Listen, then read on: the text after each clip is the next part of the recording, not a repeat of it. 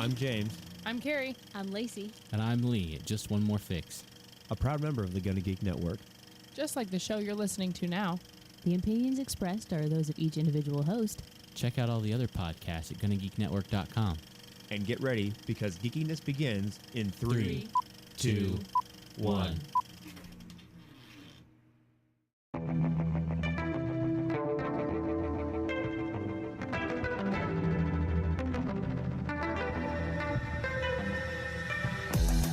This is PopXcast, where science fiction meets pop culture. We're a geek podcast for Geek Culture, so are you ready to get your geek on?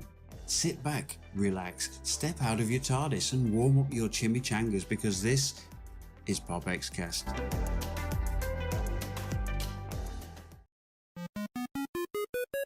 You are listening to PopXcast, where science fiction meets pop culture. Captain's Log Supplemental. PopXcast.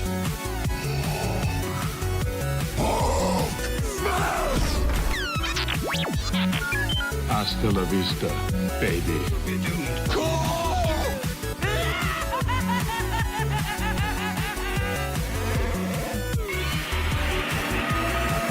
By the power of Grayskull, Autobots, transform.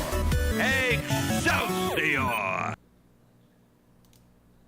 And welcome everyone, this is PopXcast, where science fiction meets pop culture, episode 88 coming to you on this almost Christmas. Austin Burke, what's up, dude? I can't believe it's almost Christmas. I can't believe we're almost to 90 episodes. That is fantastic. And we have a pretty cool show lined up, and I'm excited to get into it today. I know, and I do apologize, I had the first two words of what you said muted. I am so sorry. You're okay. I'm so sorry. But it's a better show when they can't hear me, Joe.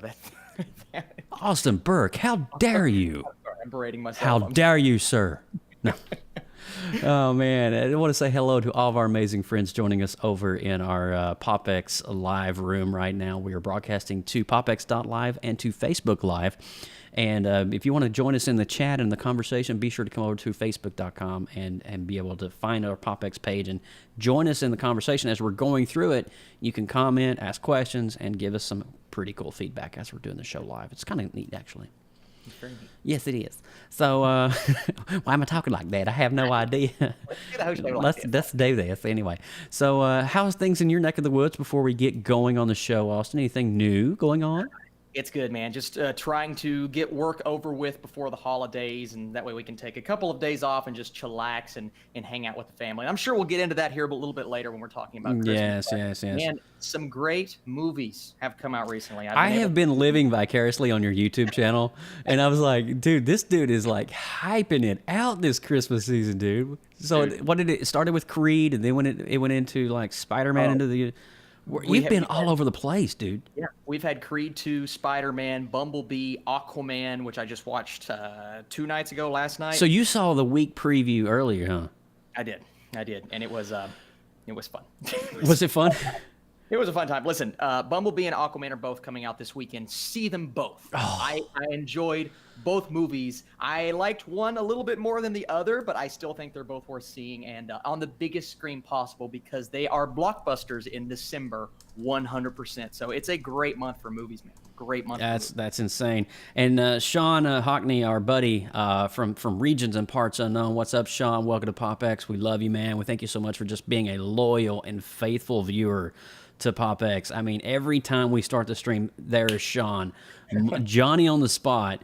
And dude, I got to say, we love you. From PopX to Sean, we love you, dude. Thank you so much for being a favorite. And for all of our amazing listeners, he actually brought up a really cool question. I can't mention it because it's going to be in our news. We're going to spend a good amount of time on it. I'll give you a hint. Apple Sony. All right, so we're going to move on here. All right, you ready to open this thing up, bro? Let's do it. All right, so hey guys, welcome to PopX, where science fiction meets pop culture. I'm your host, Joseph Burke, Central Florida's seasoned comic book nerd and retro enthusiast. Now, I'd like to welcome and just join everybody right now on PopX.live. Just stop what you're doing and go to PopX.live and join the conversation right now. We are broadcasting this thing live all over the intrawebs and also on Facebook Live. So come and hang out with us, join the conversation, and there's many more things to see at PopXcast.com. Yes, and I am Austin Burke, the Appalachian Geek at Heart. Be sure to head over to Google Play or iTunes after the show. Click that subscribe button, catch up on some amazing shows from our archive. And while you're there, we would appreciate you guys showing us some love by leaving us a 5-star rating and review. And if you missed episode 87, you guys have to go back and watch that episode, Remembering Stanley. My goodness. Such a good one, man. Oh, it was incredible. So you guys can go to our website at popxcast.com for this and other great past shows from our collective archive of geek goodness. Oh, man, I tell you, that Stanley, I had to go back and watch it again recently. Just the one we did, I was just like, it was... I'm not one to be like boastful or bragging about what we do here at PopX, but that to me was a very heartfelt episode, and definitely do check that out. There's some great things going on there as well. So, well, with all that said, I think we're going to kick it off. We got some news lined up for you this week, so don't go nowhere. We got some news. Extra, read all about it. This is PopX News, coming to you live right here on PopXcast.com.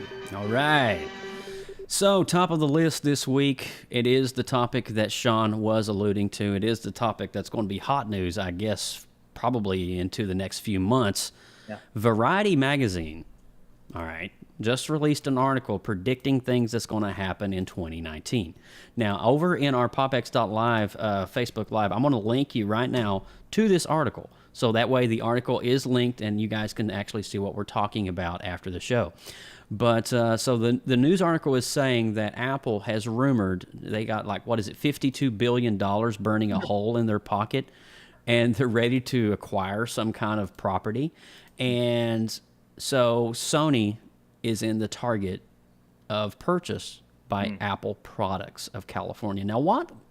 All right, so let's back up. All right, so Disney and Fox just sealed the deal effective January the 1st, 2019. All of the Fox assets will be owned under the umbrella of Walt Disney Company. All right. Now, let's talk about Sony Pictures and Apple. All right. So Apple is also an affiliate of Disney. That's why you see Mickey Mouse and Toy Story on Apple Watches, and you see the affiliation between all of that. Now, if Apple were to purchase Sony, that would in turn create kind of a null in the contract with Sony that the Spider-Man characters, all likenesses, and the Spider-Verse itself would then be owned officially by Disney. Yeah. Due to the affiliation between Apple and Disney. Now, Austin, I go to you. What is your thoughts on this topic?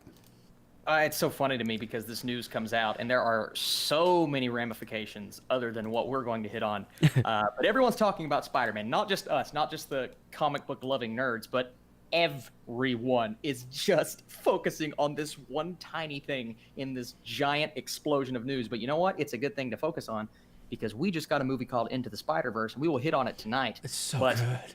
If Spider-Man goes back to Disney, then what's going to happen to that entire, because this is a franchise now. They've already announced what, 1 or 2 spin-off movies. They're already setting up for a sequel. Morbius is Jared Leto's already starting to film Morbius, and oh yes, I wasn't even thinking of that. See, Morbius is an actual villain of Spider-Man. Yes, so those would all go back to Marvel and Disney. Everything. Wow. Everything, even Tom Hardy's Venom. So there's the question though: Is Marvel going to, if they get these rights back, are they going to satisfy the fans by bringing Tom Hardy back as Venom and even if they do start doing Spider-Verse movies and bring Venom back and whatnot, you're going to have different people behind the camera, and that has me a bit worried. Now, for Venom, not as worried because I think a different direction could kind of suit that character. I would be okay with that. But for Spider-Verse, This is a Chris Miller and Phil Lord thing. This is from their minds. And if they don't bring them back and they try to do it in a different way or just don't do it at all, you're going to have fans up in arms. And 2 years ago, would people have ever been fighting for Sony doing Spider-Man? No. But now we have the Venom portion of that universe. We have Into the Spider-Verse. We have things that people love, absolutely love. So they are going to be up in arms if things begin to change in that regard. But we can also look at it from the point of view of MCU is getting all these characters back. They're getting Venom. They're getting Morbius. They're getting Spider-Man to do whatever they want with him. Now, that's good in a way, but we'd be losing things as well. Well, also, too, I think Tom Holland is solidified as an MCU staple. Tom Holland's not going anywhere anytime soon. So, now in terms of Tom Hardy playing Venom, I'm a little on the fence about that because I truly thought Tom Hardy is Venom. I think if they recast that role, I would, in the words of Walter White, I would tread lightly, because I mean, Tom Hardy put his heart and soul. He trained for, what was it, 6 or 8 months physically to do the role of Venom. Yeah. And I just don't want to see such a great character and actor union between those two be thrown away in that way. Gosh, I hate the fact, this is where it gets really dicey for me as a fan of these films. These contracts and licensing agreements make it so freaking tricky. There's so much murky water here, and it's just like, well, Into the Spider-Verse, let me just say right off the bat, probably one of the best films to come out of it. We're going to talk about this in a lot of detail coming up here shortly, but even that would be affected. And I think what Sony has created in this animated film is something we've never seen before. And the fact that that could potentially harm a sequel under that umbrella, I don't know, though. If Sony is then owned by Apple, which is then owned by Disney, would Sony, it would be like in association with, I think they would still keep that title. I don't know. I don't know.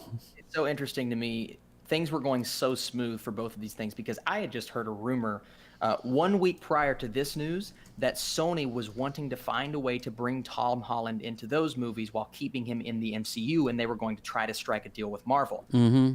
Things were going smooth in that regard. You have Into the Spider-Verse. Things are going great there. And then along comes Apple just throwing a wrench into the entire thing. And now no one knows the future of these characters. If they can somehow work out a deal, keep Tom Holland in the MCU, but also put him in these movies, which would place them into the MCU, and somehow get Spider-Verse and all of the people involved back, that would be great. But we just don't know. I think you just said the answer and you don't even realize it. I think that if the deal was to go through, like Variety is predicting, I think that it would open up the MCU to the Spider-Verse. New possibilities. So not only would there be a Tom Holland Spider-Man, hell, I mean, pardon my French, but Andrew Garfield could come back one day and be Spider-Man. Oh, we'll get or into Tobey it. Maguire could come back one day and be Spider-Man. Mm-hmm. Think about it, guys. Yep. There's a lot there. I mean, so the potential, if it's under the umbrella of Disney, Sony, 100%, well, those licenses and characters are, I mean, there's a lot of potential there. They can even do a Spider-Man noir film and have, and just think about it. Think of the possibilities. So there, to every downside, there's always an upside. Now, for me personally, I would hate to see Tom Hardy leave because of Venom, but I'm on the fence about this because the Spider-Verse has been so etched with Sony, and Sony has done such a phenomenal job with Spider-Man, whereas Fox has sucked with Fantastic Four, not so much with X-Men. Yeah. I think Fox has done well with X-Men. They're not the best executed, but I think Bryan Singer has done a good job with some of the X-Men films that he's made. There's some turds in there along the way. But I think Sony could definitely there's. I'll leave it up to you, the fans. What do you think? Yeah, what do you guys think? What do you guys think? So it'd be interesting to hear what everybody's take is on that. But you ready to move on? Let's move on and talk about something that I can't believe that we've not talked about. I know, man. We've not officially had this conversation yet. The Avengers Endgame trailer has dropped. You guys know this, Yeah, so let's talk about it. Joe, I want to start with your thoughts. What did you think about this trailer, and are you going to see this movie? It's on my radar. We'll see. If I can get around to it, maybe, I don't know. Maybe my cousin will come down and we can watch it again. I don't know. So, but let me say, this is true. The last time Infinity War dropped, he flew all the way down to Orlando just to be with us to watch it in IMAX. So that was freaking awesome for you, man. But yeah, I saw the trailer. The trailer dropped on December the 7th, was it? I think it was. Okay. Yeah. And let me tell you, man, that opening scene. Now, we don't have to worry about spoiling a trailer. A trailer's a trailer. It's out there. The opening scene with Tony talking into the mask with limited power, limited fuel, limited resources, limited oxygen, literally only 24 hours left to sustain life. Yeah. And he's talking into the mask, Pepper, it was all for you. Oh, man. What? Dude, when he said that, my arm I had my spidey sense went crazy. I got the goosebumps, the spidey bumps. You ever get those spidey bumps sometimes? Dude, they were there. They were. I was like, and Alex was sitting there watching it with me too, because we both watched it at the same time, and she was like, and she just kept grabbing me like, oh my God. And when my wife is getting into it, because she loves the thing between Pepper Potts and Stark, she loves that, yeah. And she was just like, oh my God, that is so heavy. That's just what she just kept saying, that word, that is so heavy. And I was like, heavy, there's that word again. Is there something wrong with the Earth's gravitational pull? That was Back to the Future. Anyway, I digress. But sorry. Great Scott, Marty. But anyway, Avengers Endgame floored me, bro. The thing that made me go almost cry, and I watched Kevin Smith's reaction, and we both had almost the same reaction, is when Ant-Man came in. Yes. To save the day. Ant-Man is the saving hope, I think, for Endgame, because he has figured out a way out of the quantum realm, and thus he can time travel. And I believe Ant-Man has figured out a way to time travel through the quantum realm. You saw the van. Brought the van. He's got everything. Machines in. I mean, that's it. That's the key. That's the golden ticket. They're saying Captain Marvel, man, and she'll play a big role, no doubt, because she is, of course, affiliated with quantum energy as well. Yeah. We learned that in a podcast that we did about her. But Ant-Man, man, he's the savior, and he's also the comic relief. So he could end up stealing this entire movie, and that is... I'm just going to say there's my Tumblr. But anyway, go ahead.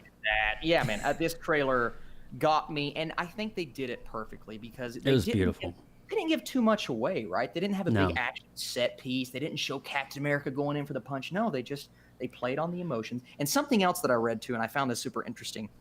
We've seen, not really a spoiler, sort of a spoiler. If you don't want to know anything about Avengers Infinity War, just mute it for just a second. But we've seen leaked set photos of them with a little bit of gray hair, and Scarlett Johansson had longer red hair, and this is supposedly years in the future. So we know they're in the future. All we saw in this trailer was right after Infinity War. So we've not even seen the good stuff yet. Well, here's the thing, too. This has been slated for a 3-hour film. Yeah. This is going to be 3 hours long. And epic. Yeah. What?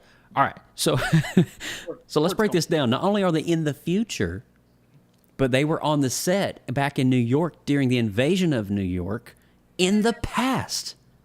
6-7 years ago. Show any of that in the trailer. I don't want to see it. And we've already seen them. We know that they've been filming. If you go to comicbook.com, superherohype.com, you see that they're in their old uniforms in the original Avengers movie. Time travel, bro. Time travel. Bro. And I think the Ant-Man is a huge part of that. He is the golden ticket for time travel. And what a funny part in the trailer, too. He just shows up and he's like, hey, guys, can you buzz me in? I was that one guy that helped you, and I'm here. Can you just buzz me in, please? That'd be great. Perfect dialogue, man. Paul Rudd, dude. Paul Rudd is awesome. He's the best. He is, dude. He is fantastic. So our reactions was hopefully what you thought. I mean, I wish we could play the trailer right now, but of course we'd be flagged immediately for copyright violation, so I'm not going to do that. No. But, why do they have to do that? That would be such a fun thing for me and you to watch the trailer together. But anyway, I digress. So moving along here with the news, we have a lot of news this week, actually. And so the Arrowverse crossover event, Elseworlds discussion, a little bit, did you catch all 3 of these, Austin? Nope. Very behind on this. I need to watch the first few episodes of this season. I just finished last season recently, and I liked it. I enjoyed last season of Flash. Well, I had the privilege of watching all 3 episodes, and let me tell you something. There is so many Easter eggs, nods, and references. Yeah. It's amazing. And the introduction of Kate Kane, which is Batgirl. How was she? Oh, my God. There's this one scene when she, like, air jumps onto the roof of a van, and the whole thing just, like... That's cool. It was amazing, dude. I'm like, how is CW doing this with their budget? I mean, honest to God, you don't have to watch any of the seasons of Supergirl, Flash, or Arrow to watch this. Okay. This was filmed as a movie.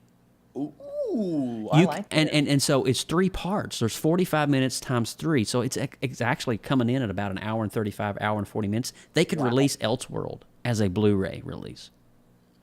I mean, there are little references to some of the things that's happened in the previous season, but you don't need to know that information because the main engine behind it is the villain.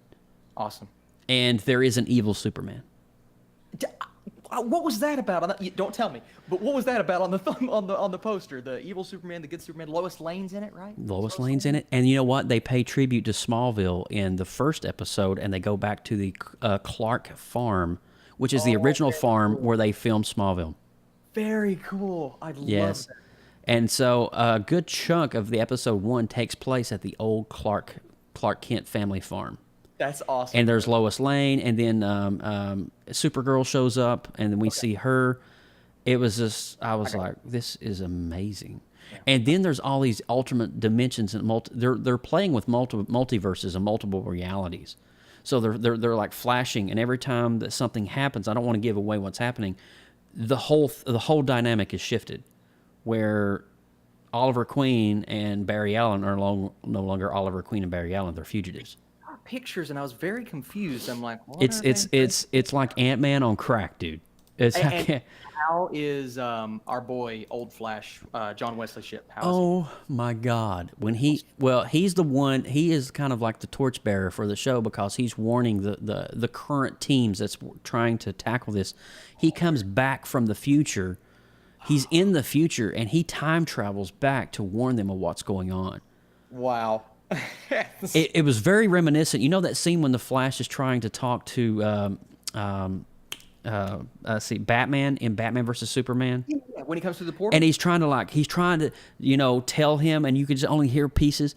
They did that in this episode. Very cool. With John Wesley Shipp. Dude, I'm like, I'm telling you, how did they get the budget for this? I have to catch up on this show. You need to watch it, bro.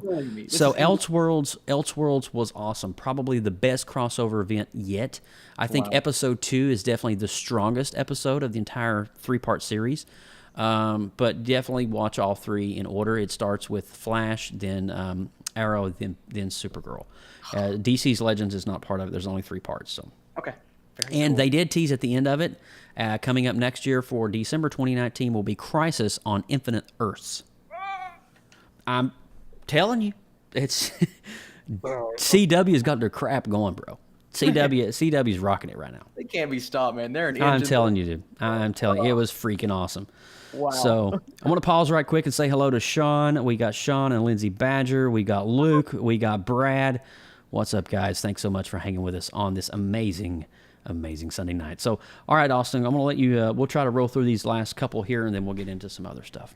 All right, so our next point, we are moving on. Joining the inaugural series Titans, DC Universe readies live-action spinoff Doom Patrol for February 2019, followed by Swamp Thing in May, and Stargirl in August. The animated Young Justice Outsiders, a revival of the fan favorite and my favorite series that first aired on Cartoon Network, reaches the streaming service in January before half-hour adult animated comedy Harley Quinn premieres in October. DC Comics veteran Jeff Johns, who serves as executive producer on Titans and the in-the-works Stargirl, says the DCU output is much like the multiverse of the comic books. They dropped all of this news, and I'm sitting here because I've been watching Titans, and they're slowly setting up all of these different characters that are getting their own shows. And this news, Joe, this news has me very excited.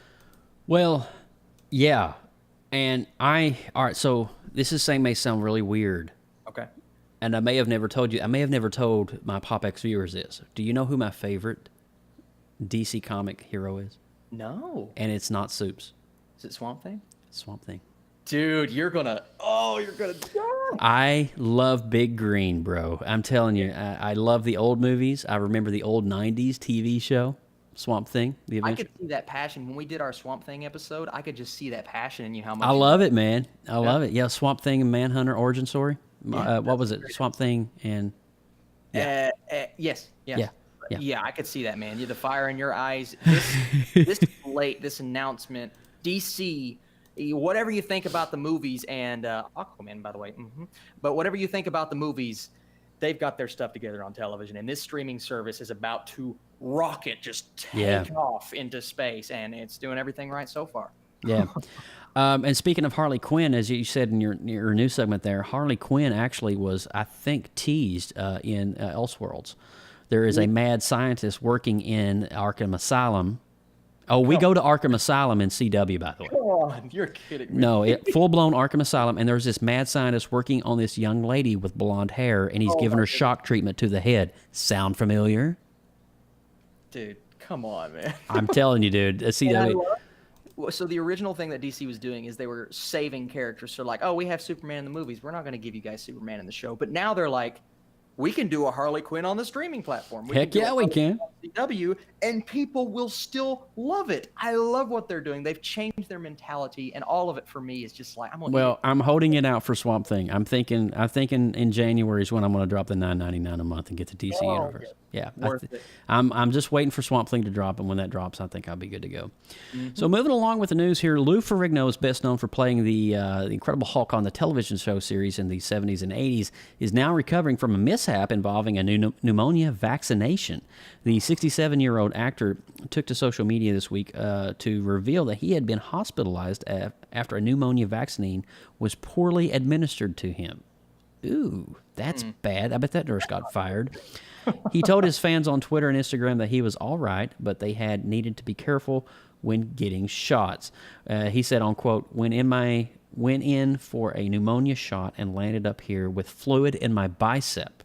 The actor wrote in a post, I'll be okay, but it's important that you keep an eye on who's giving you the shot and make sure they not only swab the spot correctly, but you watch the needle come out of the package. Oh, I hate needles too. Oh, gosh.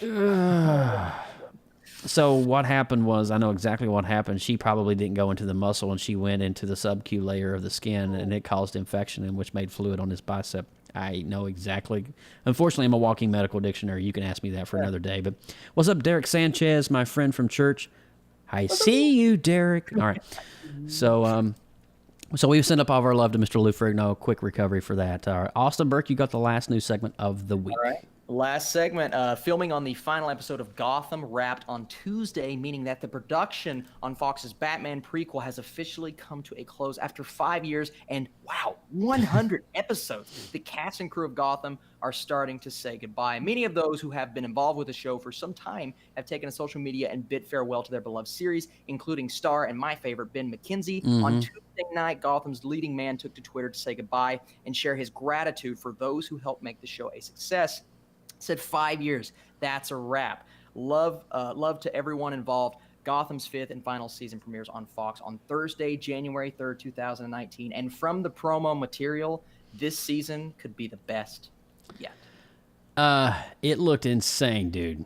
The Joker, there looks like a Harley Quinn figure in there. There's like it is insane what they are doing. And it has been predicted that by the last episode, we will see Bruce Wayne don the cowl. Please. I'm hearing they're going to set the last episode in the future. It's going to be his first time in the suit, and I am so excited. We're getting that, and then the season finale of Titans apparently focuses heavily on Batman as well. So they're going full on Batman on these TV. You know, I got to say this, and we'll wrap up and we'll go on into the rest of the show, which is a Spider-Verse discussion. I think really though that DC is their strong point is definitely these television produced series. You know, and with the exception of like Wonder Woman and Aquaman and all these other ones, they are just killing it on the forefront with DC Universe and some of the CW content that they're releasing, and Gotham as well, they are just really pumping it out and delivering effective stories that are keeping fans wanting more. And, so DC does have a niche there. I just want to say that and acknowledge that right quick. 100% agree. Couldn't agree more. Yeah. So, all right. So let's talk a minute right quick before we go into Spider-Man, into the Spider-Verse discussion. Austin Burke, what are you doing for Christmas this year? You got any kind of plans lined up? Yeah, well, so our Christmas is always interesting. And Joe, when you lived down here, we used to always hang out with fam at my house in eastern Kentucky, a little town called Pikeville. We're actually going to Pikeville this year on Christmas Day. Nice. With some of the family. We're going to spend our night in the hotel room like we always do because, of course, we don't live there anymore, so nobody can harbor at our house. Is that kind of weird, though? Staying in a hotel room in your old former hometown?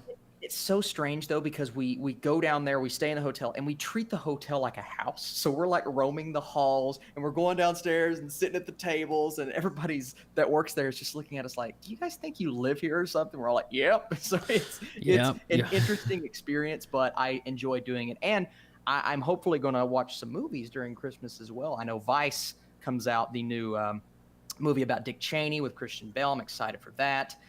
There are some good movies, and I'm making my end of the year list that week. So I'm going to be spending Christmas opening gifts and thinking about what movie is going to be my top 10 of 2018. I've watched 171. I have a lot to choose from, Joe. I have a lot to choose from. But Did you just say 171? I did. I have a problem. From 2018, I've rewatched probably about 50 or 60. I have an issue. My name is Austin Burke, and I have a problem. Hello, everyone. No, man. You know what? That's actually a really good problem to have. And I do, like I said earlier in the broadcast, I live vicariously through your feeds and your YouTube channels, and you do such a phenomenal job. So on Christmas, I don't think me and Alex, my wife, Alex, we last night we actually went to Disney's Magic Kingdom. And we walked around, took pictures of the castle. We ate at what was it, Tony's restaurant right there in at the Magic Kingdom. And it's an Italian place. It's made famous by Lady and the Tramp. If you're into that sappy stuff. But I will share a quick picture with you. This was taken last night. This is the Magic Disney's Cinderella Castle, completely lit up with over 1 million lights. The thing is so bright you can barely look at it. It's crazy how beautiful it is. So if you ever have planned, like, I wonder what Disney would be like during the holidays. Yeah. Well, let me tell you, it's phenomenal. Do yourself a favor and go. Because actually told me a couple of nights ago, she said, there you go. If the family stops coming to Pikeville, let's just go to Disney World next Christmas. And I'm like, girl, I am all there. Do it, bro. Let me tell you something. Dude, it was 65 degrees last night. We were walking around in our shorts and T-shirt. Oh. It was perfect weather. No sweat. No nothing. Perfect. Yeah, it was a little crowded because it's Christmas, but, I can handle that. I don't care. Everybody's celebrating. Yeah, man. Everybody's celebrating the same thing. If you want to see more of those pictures, you can check out my Instagram feed at Joseph Burke Arts, ARTS, and so you can find that out. But in terms of Christmas, the wife and I think we're just going to be chilling here at the house, opening up some gifts under the tree here, and just maybe we have this tradition. We always make hot cocoa on the night of the 24th, and we ride around the neighborhood, and we look at everybody's Christmas lights. Oh, okay. We watch, my traditions include watching Elf every year. Mm-hmm. We always make, you remember Grandma Brenda's peppermint patties? Those desserts we used to make. We actually got the recipe from her, and Madison and I have been making those. Can you send that to me? I will send that to you. Oh my God. Look at this. We're planning stuff right on PopX. Dude, she made those peppermint patties. Those things were legit homemade peppermint patties. Yeah, they're so good. They hold up, man. Oh. I love my mama Brenda, and she's an amazing woman, patriarch of the family, if you will. Yeah. But that's awesome, man. So we're just gonna be chilling. Nothing really big going on, and I think we're probably gonna watch National Lampoon's Christmas Vacation probably for the 10th time. Yeah. Do you ever watch that movie? That one. Madison's family watches. Did I break wind clock? The blessing. I think Christmas Vacation. I like that a little bit more than the original. It's more cool. Yeah, it's more of a classic. It is. But Madison's family watches. It's a Wonderful Life. Oh year. Yeah. So I have to go, and once you watch it, you're like, I've seen it. It's wonderful, but I don't want to watch it again. Yeah. But we're going to. It's a tearjerker. It is a tearjerker. It's a tearjerker. I'm more of the comedic Christmas, like Jingle All the Way, Home Alone. Dude, I could watch Elf. Elf. You're a cotton-headed meanie muggins. I even like watching Jim Carrey's The Grinch just because he walks around it. I get on. I love it. Jury duty, blackmail. Oh man, so yeah, hot cocoa, riding around, opening up some gifts, just chilling with the fam, bro. That sounds really awesome. And of course, this is technically our Christmas episode. So from all of us here at PopX, I hope you guys have an amazing Christmas and stuff. It sounds like we're wrapping up the show, but we're really not. But so we're gonna graduate over into Spider-Man Into the Spider-Verse. Now we got a good 25 minutes here. We can just talk about Spider-Man, and this is the topic of the show. So man, let me tell you something. I'm gonna go first this time, and then I'm gonna let you just kind of backpedal a little bit if you can. From the start of the film, the opening credits with the Columbia stuff. Oh, yeah. It set up. Did you notice it set up the phasing? Different multiverses. Yeah, it already set it up before the movie even started. You know how they were like, what were they, glitching? Yeah. The title was glitching, which was setting up the fact. Now, hold on a minute. I need to roll the danger. I need to roll the spoiler alert. Okay, let me do this. So, if you've not watched Spider-Man Into the Spider-Verse beyond this point, you have been warned. Danger. You are about to enter a PopX spoiler alert. Beyond this point, there is no return. You have been warned. All right, you have been warned, ladies and gents. So, Spider-Man Into the Spider-Verse. Oh my God. It's a sleeper film that caught me like, what did I just watch? I felt like I was reading Miles Morales on a comic book page, but the comic book page was coming to life. Dude, the shading on their faces was half-bit tones from the original print. I'm like, the shading on their face was the dot matrix from the old comic books. And when you get in real close, you can see it. I'm like, what? Yeah. Amazing animation on this film. I have never seen animation like this. And it carries a retro vibe to it. There's almost a sense of 80s throwback into this animation style as well, with the neon, vibrant colors, the pinks, the turquoises. It almost looks like you're watching a PopX episode. I'm just saying. But I from start to finish, and the fact that it started out, the opening credits are rolling, and then there's approved by the Comics Code Authority. I'm like, what is this? I was like, well, that's retro. But you think about it. There wasn't a cuss word. There wasn't a sexual innuendo or any kind of suggestive commentary. It was clean. Wow. And concise. Even when Wilson Fisk was using the gun, there was no blood, or the gun never hit anything. You're right. Yeah. And I think that's why that they threw that in there, because letting all the parents know, when you see that code and that symbol, especially retro kids like us, you know that was approved by the Comics Code Authority, which is now a long defunct thing. There is no Comics Code Authority, but that was the creators of this film paying homage to the Spider-Verse, man. And so the animation was amazing. The story from start to finish was just unbelievable. From the setup of the villain to a couple of side turns that you had no idea, to Miles Morales' uncle, which I'll let Austin share that part. But I think, honestly, the build-up and all the multiverses coming together, it was almost as if the Russo brothers themselves was creating this multiverse of Spider-Man, and everything just perfectly blended. I mean, there was no character was left off in the back seat. There was no weird, strange dialogue or moments that were like, that was kind of stupid. It was continuity the entire film, and I was literally on the edge of there was the comedy in this film is so funny. I mean, there was one scene when the original Peter Parker died. Yeah. Spoiler alert. Sorry. And then the other Peter Parker from the other multiverse comes in, and he thinks he's dead, but Spider-Man's web, Miles Morales' web, is stuck to him, and he's attached to a subway, and there's going through the city, and he's hitting every light pole and everything. Right. I was laughing my butt off, dude. So there was heart-wrenching comedy, and can we just give it up for Aunt May? Yes, great. Aunt May is a freaking BA in this movie. I mean, she's like, oh, well, I can help you with that. And they walk to this like tool shed that goes down into this private cave that looks like the Batcat spider cave with all of his original props. And did you see all the outfits down in it? Yes. I was like, and then there was the spider buggy. The spider buggy from the 70s cartoon, bro. They even had the PlayStation suit. Dude, they had the PlayStation suit, the actual PS4 PlayStation suit. How did they do that? It's amazing.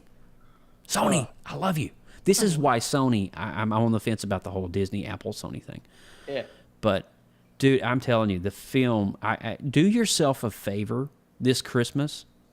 Go buy a ticket and go see Into the Spider-Verse. Yeah, get the popcorn, get the soda, go all in because you're going to have yourself an amazing time.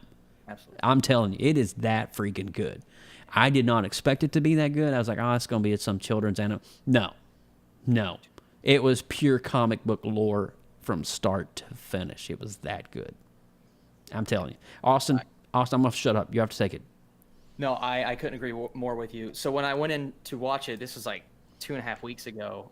It was, I believe it was like December 8th or something like that. No, it was before that. It was like December 1st. So I went in to watch it, and I had heard a few things on Twitter, but it was just tweets, right? I don't even know if there was a Rotten Tomato score when I saw the movie. I think it was 98% when we both saw it. We both saw it. Okay, Yeah. we're during that super early It's screening. 88 right now. But there were only like 12 critics that I had seen. They were like, "Oh, this is really good." But I'm like, I'm going into it. This is a animated movie. Correction. It's certified fresh at 97% still.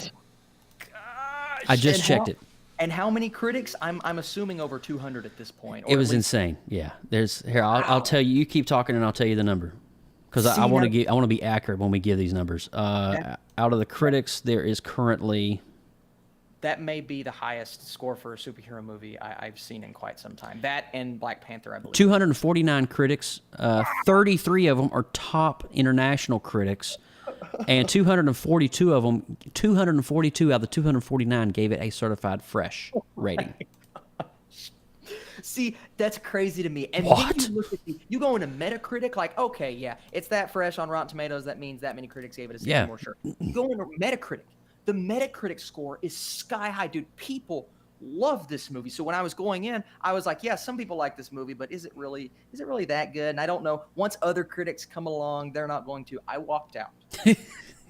So I went with my friend who doesn't watch movies that often, and he's a huge Peter Parker fan. And when we were on our way to the theater in Louisville, he said, "You know, man, I got to be honest with you. I don't know how good this movie's going to be. I think it's a little bit hyped up." And I'm like, "Yeah, I'm kind of right there with you. Just a little. I'm more excited for it than you are."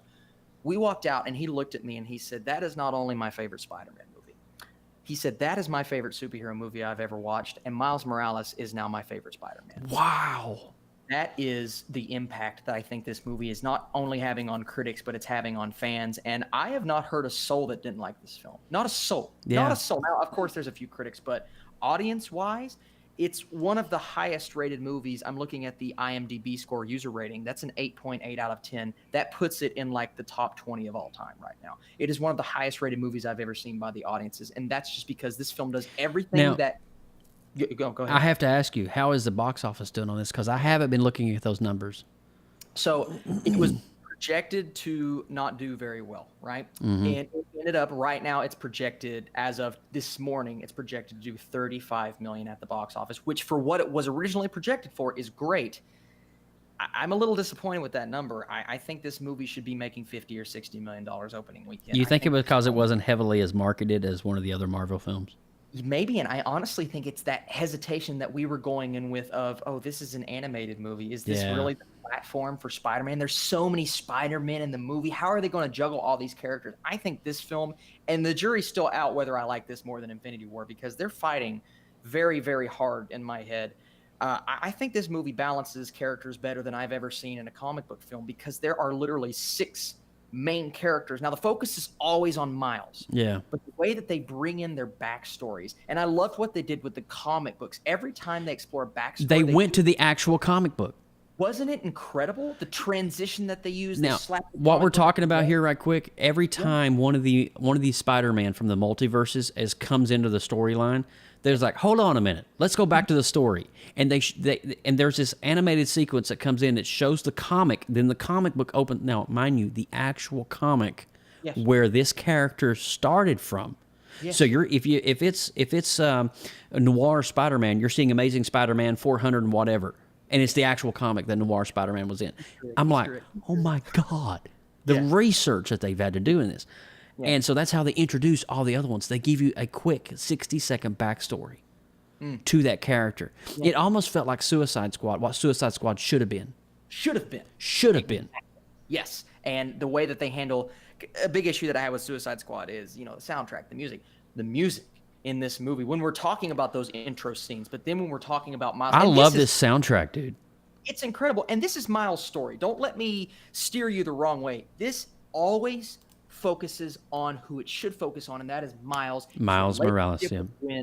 His relationship with Peter B. Parker, and his relationship with Peter Parker. So when Peter Parker first came on screen, I'm like, I thought Peter Parker was supposed to be played by Jake Johnson. That's Chris Pine's voice. The first one, yeah. Yeah, that's not Jake Johnson. And then it clicked. They're going to do the death of Peter Parker. And the other Peter Parker is going to work with Miles. It all clicked. And sure enough, they did the death of Peter Parker. In comes Peter B. Parker. And Peter B. Parker is actually in our world because he is with the Coca-Cola. Miles is with the off-brand, and I loved how they did that. They would give you these brand names like, okay, this is how you guys know that we're in our universe. This is how you know you're in Miles' universe. And another thing that I loved, the animation with each character in their own specific universe was different. Spider-Ham. Can we just talk about Nick Cage being voiced by Spider-Ham? Dude, okay, well that's another thing. So Spider-Man Noir comes on screen. The animation is slightly tweaked, and you hear Nicolas Cage's voice. Yeah, Spider-Man Noir. Yeah, and you hear. I think I said Spider-Ham. I meant to say Spider-Man Noir, but I mean, yeah. Yeah, Spider-Man Noir is Nick Cage. Yes, but Spider-Ham comes on screen voiced by John Mulaney. Yeah. And his animation style is completely different than Miles, and completely different than Spider-Man Noir. It's the detail in this movie is the most detailed. What about SDRD? Oh my God, dude. I didn't even think. That was the most obscure Spider-Man reference in the entire Spider-Man universe, and they brought it out and made it look not. There was a friend of mine that he goes to church with me, and he's sitting beside me. His name's Jesse, and he's big into manga and all the Japanese animation. When she came on, he was like, he literally right beside me went, "What?" That was his reaction, and he was just sitting there. Not only was he on board before that point, he was just sitting there like this the whole time. Just kind of stroking that beard like, wow.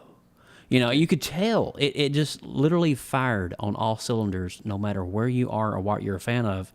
If you're into manga, there's something there for you. If you're into retro comics, there's something in there for you. If you're into Miles Morales, it's just like, wow. A character that I love, and I like Kingpin. My only nitpick with the movie, and it's very minor, is that I think Kingpin wasn't the best villain I've seen all year. He was explored, but not explored, I think, as they could. But that's fine because they needed to focus on the Spider-Man. I love the Prowler. The Prowler. Voiced by Mahershala Ali, Oscar-winning Mahershala Ali, and that character, man, like they said in the film, this is your origin story. As soon as that happened, this was setting up Miles Morales is now this Spider-Man of this universe. And when he comes out in his suit with the hoodie on, wearing the sneakers, and he jumps from that building, dude, the chills on my arm. And he finally jumped. He made that leap of faith. Made the leap, both physically and the metaphor within that. Just, oh. Now, help me with this. Now, the main power in the Peter Parker Spider-Man is with great power comes great responsibility. What was the motto in this one? There was I can't remember. He wrote it down. It's like, yeah. I know I put you on the spot, but I was just sitting here trying to remember all of that. I'm trying to think of the song that he was singing while he was doing it. So also, too, speaking about the Prowler, what did you think of the scene when Miles realized the Prowler was his uncle? Dude, the emotional gut punch is maybe one of the best of the year so far. This is an animated film. I still can't believe. I loved Incredibles. Did you predict that? Not at all. I didn't either. I didn't because it does kind of go a different route. The whole character of Uncle Aaron, he is not a good person in the comic books. in this movie, it kind of made him a bit of a mentor. Even though he does look up to him in the comics, this actually made him a caring person. And when he died, the emotion that he showed and what Miles was thinking during that moment, which it displayed on screen, I thought was brilliant. Yeah. And some of the best use of music. And then when his dad comes and sees that happen, dude, boom, boom, boom. All that just happened in a matter of 2 minutes, and it was just incredible to witness. Yeah, there was ultimate origin story. There was a great balance of weight and heaviness, comedy, and just setting up a storyline. And the only gripe I actually had with it was Wilson Fisk. I mean, just not really, because he's an antagonist. Yeah. He's the guy behind the Prowler. He's the guy behind Tombstone. He's the guy behind Olivia Octavius. Yeah, can we talk about that? Otto Octavius is actually Olivia Octavius. I like that. And I was like, and I was down. I was on board with it. I was drinking the Kool-Aid. I was like, okay, this is cool. Okay, this is new.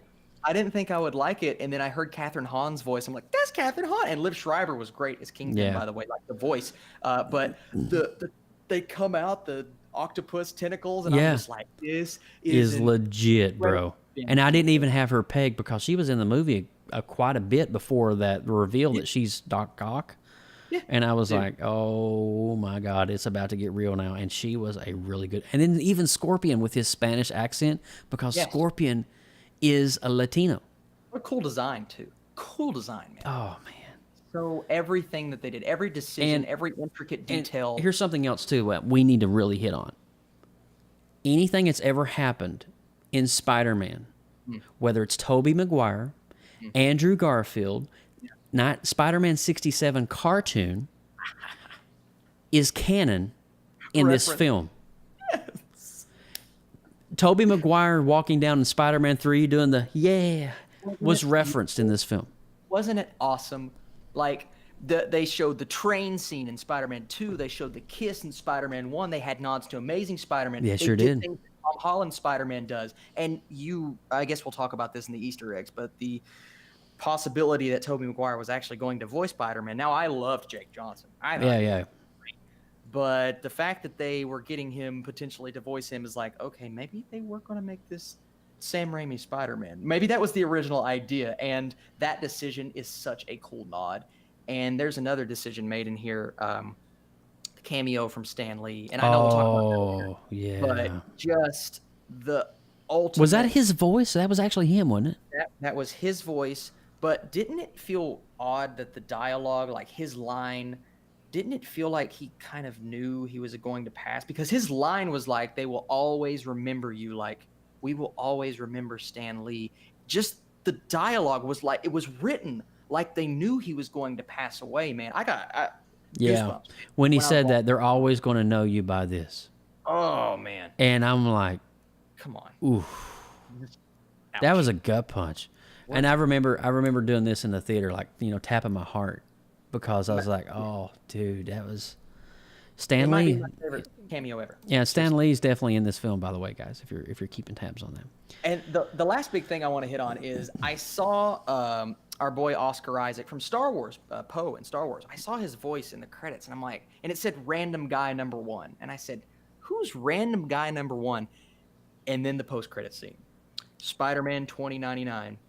That is Oscar Isaac, and it's set up for the sequel beautifully, and my brain exploded. And there is a post-credit scene.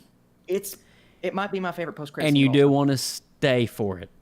Don't leave. Yeah. Don't ever leave. Because I was asking myself, where's Spidey 2099? Yes. Because that is like one of the most important pop culture Spider-Mans existed.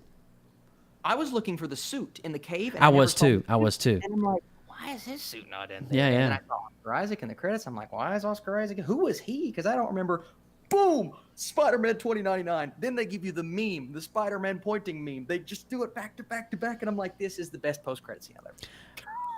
And I was seriously blown away from start to finish. I just could not. So do you want to review it and like actually give our score and then go into some Easter eggs? Yeah, let's do it. Yeah, All right, so Austin, I'm going to let you go first. Okay. This movie was incredible. It snuck up on me. attacked me out of Aquaman, Bumblebee, and Into the Spider-Verse. I never would have thought that I liked Into the Spider-Verse more than those films. But this is one of my favorite movies of the year. It's incredible. It hits on every single level, does everything it needs to do. And you know how conservative I am with my scores. I'm going to give this movie a 9.8 out of 10. God. Yeah. Yeah. It's that good, man. It's that good. Well, I think for the first time in PopX history, we have a twofer. Because I, too, am giving this a 98% 9.8 because I mean, despite the fact I had a little bit of issue with maybe Wilson Fisk, which really wasn't even an issue. It was just like I understand that he was the actual enemy of this whole film was the Prowler in some aspects. I agree. And so I was just like blown away. So I think a 9.8 is probably one of the highest scores I've ever gave a comic book movie or a movie. It's that good, people. I'm telling you, it's the sleeper comic movie of the year. And when you watch it and you see how beautiful this animation, by the way, if they're not nominated for the best animation, I mean, they're up against Pixar's Incredibles 2. It should win.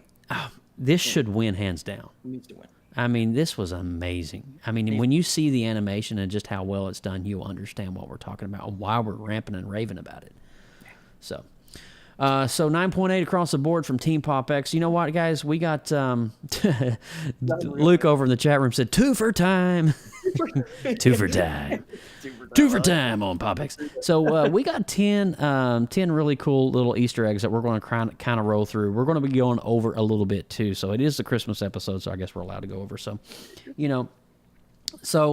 Spider-Verse itself, I need to talk about this first and foremost. This is Easter egg number 1. Now, let me talk to you about this. There were so many Easter eggs in this film that only 75 have been seen so far. Oh my gosh. I'm just going to say that. We're talking like full-blown Easter eggs, references to pop culture. All right, so, Spider-Cell in itself, even during Spider-Man's earliest days as a character, there have been alternate versions of him. Now, one of the earliest versions of the character to do different itself from Stan Lee and Steve Ditko comics characterizations appeared in the 1967 cartoon. Now, the character would then appear from 74 to 77 on the popular children's show called The Electric Company, where he would silently dance around and fight against a variety of villains, including a high school student who was turned into a living wall. Interestingly enough, even the comics would get into the game as well. Now, Marvel launched its new alternate continuity-driven What If. Remember the What If series? With a story about Spider-Man who joined the Fantastic Four, making it the Fantastic Five. Now, even now and then, Marvel would refer back to these characters or experiments with the shared multiverse concept in one of its Spider-Man properties, including a pan-dimensional crossover arc in the 90s Spider-Man the Animated Series. But it wasn't until 2014 the Amazing Spider-Man comic writer Dan Slott introduced the idea of all the various Spider-Man across all conceivable iterations of the character, even a version who appeared in the ads to sell fruit pies, were all part of the same multiverse. Now, suddenly, even characters like Spider-Man from the 67 cartoon series could appear now in the comics. He was his own Spidey. Spider-Verse was born, and through the series of events and more complicated than one can easily detail here, the various Spider-Man teamed up to fight back against a force intent on wiping them from the multiverse. Now, but the question remains if Spider-Man Into the Spider-Verse was being developed around the same time, which came first, the comics or the film? Oh, okay. Yeah. Dang. That's a deep dive. That's a deep dive on the Spideyverse. But that gives you a little information on what a Spideyverse is. Very cool. Okay. Well, let's keep rolling with some very interesting Easter eggs. Tobey Maguire's Spider-Man. We've already hit on it. It seems obvious in hindsight that Sony would position the Spider-Man from the newest film to be the very same character that helped kick off the current comic book film craze we find ourselves in, and that is Spider-Man Into the Spider-Verse's Peter Parker is a lesson-learning, upside-down kissing, train-stopping, car-punching, finger-gunning kind of guy, exactly the same character that we met in director Sam Raimi's Spider-Man's 1 through 3. Now, we do meet two different versions of him, which seem to diverge in their relative happiness and success, but both seem to share Tobey origins. It even came out that Sony was considering casting, like we said, Tobey Maguire as the voice actor for the character. That is one of the more interesting Easter eggs we're gonna read. It's a nice nod. But such a cool nod. Next up is Miles Morales. Now, Miles was teased in Spider-Man Homecoming as a possible character that could show up in the live-action series down the road. If Sony and Marvel continue to work together long enough to get to that point, the character was first introduced in the pages of the Ultimate Fallout #4 back in 2011. Gosh, that is 7 years ago. And his creators, Brian Michael Bendis and Sarah Pichelli's fingerprints are all over the film. Miles himself comes from the Ultimate Universe, a universe where young Peter Parker had adventures for a number of years before ultimately dying at the hands of the Green Goblin. Now, we saw that fight in this movie. It ended up being Kingpin, but still a very cool nod. Miles took up the mantle of Spider-Man in Peter's absence before finding a way over to the standard Marvel Universe, where he now fights alongside Peter's Spider-Man. Miles' character was inspired by then-President Barack Obama and Donald Glover, who half-jokingly insisted that he be cast as Peter Parker during Sony's auditions for the Amazing Spider-Man films. As a biracial superhero, Miles' inclusion into the Marvel lineup sparked a huge change in the company, leading to numerous other characters of different ethnicities, backgrounds, and ages to be pushed as their newest leading characters. And Joe, we didn't even hit on this. The diversity within Miles' character, speaking in different languages and just introducing this culture to a brand new character that maybe didn't know about him, and giving them a hero to look up to, that is incredible in itself. Well, his father is a Black American cop. Yes. And his mom is a Latina nurse. That's so pretty darn diverse, and then Miles is a product of the both, and so I think honestly it's timely. Oh, did you see what I did there? Timely comics, but I think it's just great. I'm on board with it. I think it's a great story. I'm emotionally invested into Miles Morales' story, so I think that there's some good meat and potatoes there. And speaking of diversity among the Spider-Gwen, there's another one of the spiders. Remember that Spider-Verse comic story I mentioned earlier? Well, in the build-up to the release of that story, Marvel released a series of single-issue stories called Edge of the Spider-Verse, intended to introduce new characters to readers and gauge their interest, like a Spider-Man-centric What If series. In the Edge of the Spider-Verse #2, writer Jason Latour, artist Robbie Rodriguez, and colorist Rico Renzi introduced the world to Spider-Gwen, whose alternate version of Spider-Man mythos saw Peter Parker's death influence the punk rock drummer Gwen Stacy to become Spider-Woman. The issue was a sensation before it was released. Rodriguez's unique design for the character's costume took over the comics section of the internet, fueling speculation about the character's future, even before anyone had a chance to read the Electric story. Even the creators didn't know the future for the character, as evidenced by an interview conducted with them the night of the comic's release. Months later, Spider-Gwen would get her own monthly comic book, which continued for over 3 years. Now, since then, she's been in various cartoons, become an action figure, and has officially donned the silver screen. It's all kinds of incredible and demonstration to just the incredible flexibility of not only the Spider-Man brand, but the filmmakers behind the Spider-Man into the Spider-Verse. I mean, Spider-Gwen is relatively brand new in terms of comics, and she's already on the silver screen. And phenomenal. A shout out to Haley Steinfeld, who plays her and is in the new Bumblebee movie in 2 major blockbusters within 2 weeks. Incredible. That's insane. So number 5 is Spider-Man Noir. Now, the little backstory on that. Back in 2008, Marvel had made somewhat of a strange announcement that it would be launching a new continuity universe called Marvel Noir. Now, this was released in 2009. Marvel Noir remixed a number of Marvel's most beloved heroes to become Pulp Fiction noir characters who engaged in violent actions and detective thrillers set in the 1930s, kind of like the old Dick Tracy style. The most prominent of these was Spider-Man Noir, a comic that cast Peter Parker as an apprentice of the Repertoire Ben Urich. One day, he's bitten by a venomous spider that gives him mystical spider powers because of, well, its association with a series of spider statues. Really, the less you worry about this, the better, honestly. So after the death of this, you guessed it, Uncle Ben and Ben Urich, Peter, goes on a one-man revenge mission that tears through the ranks of Norman Osborn's crime syndicate. It's a violent and bloody affair with the cannibalistic vulture and a lot of black leather. Now, the issues themselves weren't terribly well received by fans and critics, but the costume and the idea of a noir-oriented Spider-Man still found its way to stick with fans and the creators in the back of their minds. Now, Spider-Man Noir has since appeared in a number of additional adaptations, including the popular Spider-Man Shattered Dimensions video game, which cast him as one of the main characters. Also, you can see Spider-Man Noir and the Noir costume in the brand new Spider-Man PS4 game, which I just got last week, and I have been playing the fire out of that game. Oh yeah, I've heard nothing but good things, man. Oh my god, dude, we could talk an entire episode on how good that game is. Make that a show. Interesting note here: Ben Urich is actually the name of the reporter in season 1 of Daredevil that Karen replaces. So that character is the character that dies in the Noir Spider-Man comics. My brain is still exploding from all this. There's so much references here. Oh my gosh, dude. So the next one is Comics Code Authority. As soon as the Marvel logo fades, a familiar stamp appears on screen, reading "Approved by the Comics Code Authority." Older comic fans will remember that this was appearing over the covers of their books until Marvel ditched the image in 2001.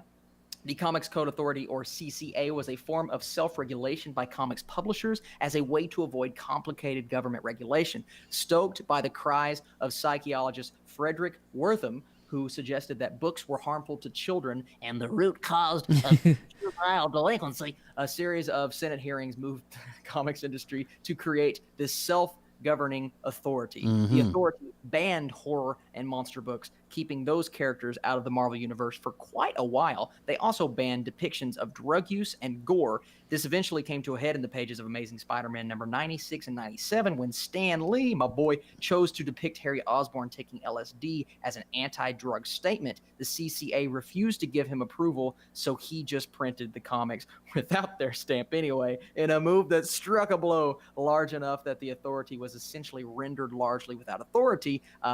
Were you the other guy in my theater laughing out loud to this obscure callback? We've already kind of hit on it when we first started talking about this, but Joe, this may be I keep saying that this may be the coolest Easter egg of them all just because of the history behind it. Yeah. And, we actually did cover in the history of comics things that we did. There's a 5-part series on PopX. You can go back to PopXcast.com, and we did a 5-part series. We also have a playlist for that, and we talk about the creation of Frederick Wortham, how Wortham approached the Senate and became he was this radical, weird guy, and he created the Comics Code Authority. We talk about a lot of that in detail, so if you go back and check those history of comic book sessions out, 1 through 5, are really great to dive into the history of comics on that one. Yes, absolutely. So the next one is Eric Larson's art. So fans of the 90s Spider-Man comics will immediately recognize the artwork of Eric Larson inside one of the earliest comics that they flipped through. As someone who went on to found Image Comics and who has been writing and drawing Savage Dragon for over 20 years, his art has become quite iconic since his time drawing Spider-Man. Fans of his work on the character typically remember him for depicting some of Spider-Man's earliest battles with Venom. He's also the guy that added Venom's long tongue in the design. I can't be sure, but the artwork featured here seems to be pulled directly from the pages of Spider-Man number 15, a team-up comic between Spider-Man and the X-Man named Beast. Yes. So, Eric Larson, honestly, was one of the first individuals that when I was doing comics, I'm going to see if I can try to do a screen capture here right quick. Hopefully I don't screw things up. But let me see here if I can. There? Yeah. My you'll never. Hello? I'm here. Hello? Hello? I should not have done that. Oh, anyway. Awesome.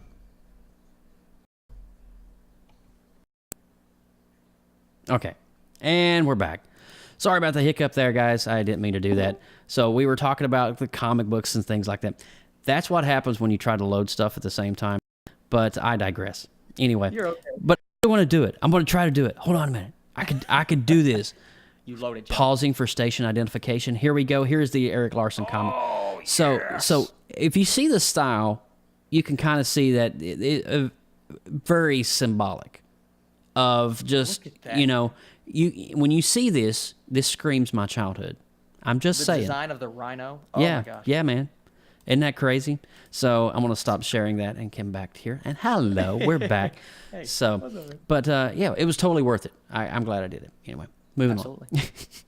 Hopefully my computer won't freeze up next time. So we only got 2 more for you. So Spider-Man 67, during our introduction into Spider-Man, we get a huge recap of all the various things that our hero has been up to. Now, at one point, he mentions that they made a cartoon out of him and a theme song. The cartoon is the very same one that was introduced to Spider-Man in the non-comics reading in the world of 1967 of Spider-Man, Spider-Man. Produced by Gantry Lawrence. The animation for its first season, the show was notable for following the comics relatively closely, albeit with the same budget and visuals that left a lot to be desired, unfortunately, including webs of Spider-Man's costume. Now, Paul Soles was the first to voice Spider-Man with a gruff and powerful tone that makes the character a bit unique, because Spider-Man was going around like this. That's the word. Yeah, that's okay. Animation buffs will be amused to know that Krantz's films, run by legendary animator Ralph Bakshi, produced the second and third seasons of the show as the budget was further reduced, forcing the team to reuse animation from their other shows to complete it. The most memorable thing that the show produced was Spider-Man theme song that has been lovingly reproduced over the years, whether it be from the Sam Raimi movies or the score of Spider-Man Homecoming. Even in Kingpin sings his own version of the song during the film. And we have 2 more for you. Stan Lee. There's no way to miss Stan Lee's cameo in this film, as he's the one that sells Miles his first Spider-Man costume. What's notable about this version of Lee is that it's his first posthumous role, I guess, and it serves a perfect representation of him. And we're talking about after the passing. It's a lovable salesman and the best advocate for the reason Spider-Man is for everyone. The costume always fits. The costume always fits. Eagle-eyed viewers will notice that when Miles and Peter collapse on the sidewalk after their madcap train deadly body chase, it is Stan Lee who steps over their bodies. Doesn't that just... Did you notice that was Stan Lee that stepped over them? Mm-hmm. I didn't. It's so odd that this can be so symbolic, and they didn't even know this was going to happen. They didn't know Stan Lee was going to pass away, but just the lines and the way that they used his character in such a minor role, man, his first role after his death, there's something there, and it's a greater power, Joe. It's a greater power. It was a gut punch, yeah. And like you said, his dialogue and his quote was kind of yeah, very sad. Well, you get the last one of the night, bro.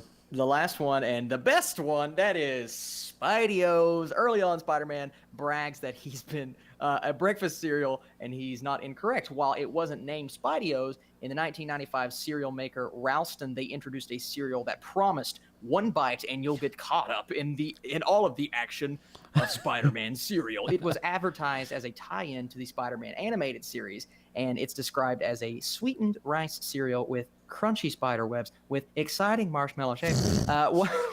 What kind of shapes, you might ask? With exciting marshmallow shapes. It's a very delicious these spider. shapes were they were spider symbols, the evil Kingpin, Hobgoblin's pumpkin bomb, and the photographer, Peter Parker's camera. That is very cool. And I liked the nod. I liked how they included him having a Christmas theme song, the cereal. He's kind of a celebrity in that universe. So many great Easter eggs, but the Spidey-O's is something that's a really cool nod. Go ahead and read the last one there, man. Is that it? Is that all of them? No, there's one more right below it. Okay. There's so many more Easter eggs. We would be here all night if we listed them all. There's actually more Easter eggs in this film than Spider-Man Homecoming, Andrew Garfield's Amazing Spider-Man films combined, documented just what's been reported. And I cannot believe you said this. 75 references, and those are just the references that have been found so It's far. not things that's hanging on the walls. It's there's even now, did you notice there was a DC nod in there?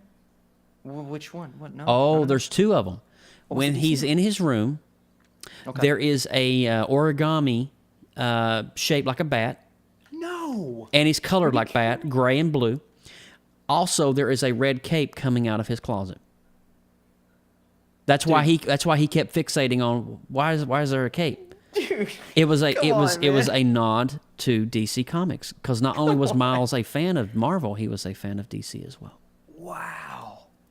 So that is interesting. The more you know. How many times are we going to see this in theater? I'm going at least 2 more times. I may go another time. I need to take Alex, because I think my wife would just get a kick out of this film. Yes, I need to take Madison. Absolutely. Yeah, I couldn't agree more. So there you have it, guys. This is the Spider-Man Into the Spider-Verse official film review, and a little bit of PopX Christmas love here for you. Hope you guys enjoyed that.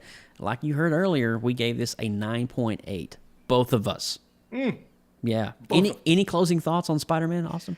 An incredible film. I know this movie is doing decent at the box office, but please, if you get the opportunity, go see it. Yeah. Go support it. I promise you, it's one of the best comic book movies of the year. And in my opinion, it's one of the best movies of the year.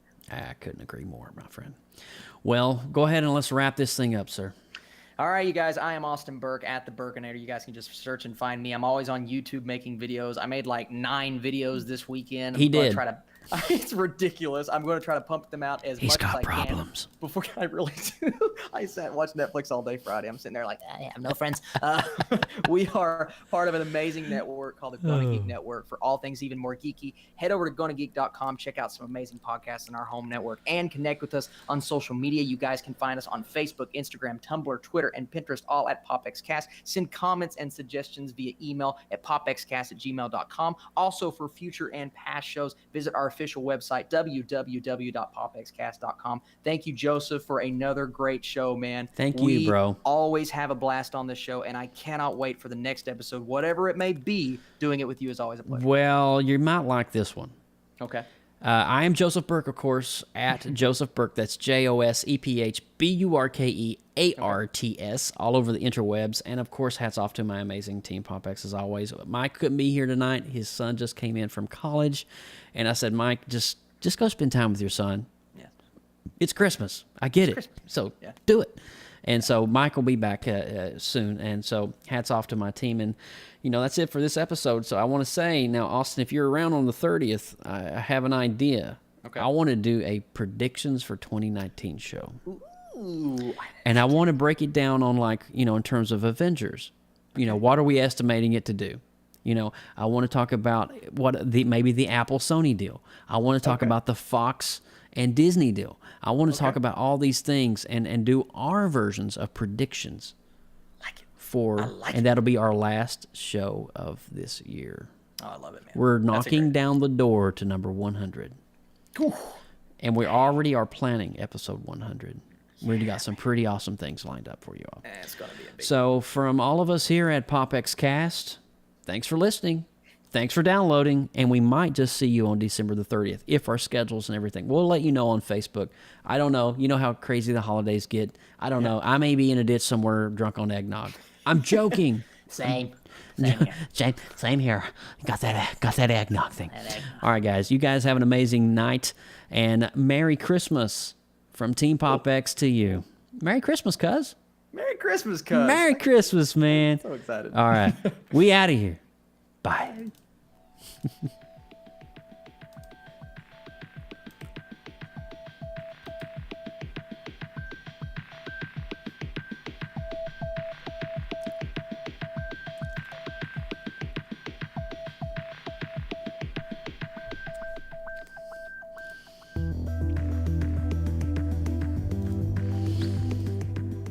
From everyone at PopXcast, thanks for listening. Please make sure to like our Facebook page, facebook.com/PopXcast, and click the follow button to get our live stream notifications. Drop us an email, popxcast@gmail.com. Be sure to check out this and more great content on the Gonna Geek Network at GonnaGeek.com. Get your geek on!